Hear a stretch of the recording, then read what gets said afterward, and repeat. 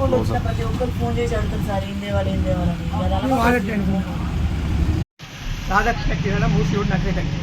నిన్న మా షాప్లోకి ఒక కస్టమర్ వచ్చింది. వచ్చి ఏమైందంటే సామాన్ కావాలి, చాలా కావాలి అన్నాడు. అయితే బాస్మతి బియ్యం ఒక 30 కిలో 70 కిలో వేరే బియ్యం, పప్పు, ఉప్పు అన్నీ ప్యాక్ చేయమండు. ఎక్కడున్నా కాబట్టి దానిలో నేను చేస్తున్నామండి, ప్యాకింగ్ చేస్తున్నా. సెల్ ఇచ్చిన మా భార్య చేసుకోవాలి ఫోను, ఏం సామాన్ కావాలి అడుగుతా అన్నాడు.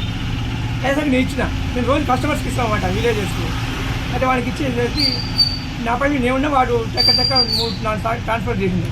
అయితే 3 ఫెయిల్ అయినాయి, ఒకటి సక్సెస్ అయింది. 90,000 కొట్టిండు. కొట్టగానే ఇక అన్ని బ్యాగ్ చేసి పెట్టు, నేను చికెన్ తెచ్చుకుంటాను. నేను చికెన్ తెచ్చుకుంటాను. ఇంకా నా దగ్గర చూసేసరికి మా మేడం వచ్చి ఆ సేల్ చూసేసరికి 90,000 మైనస్ ఉంది. అంతే.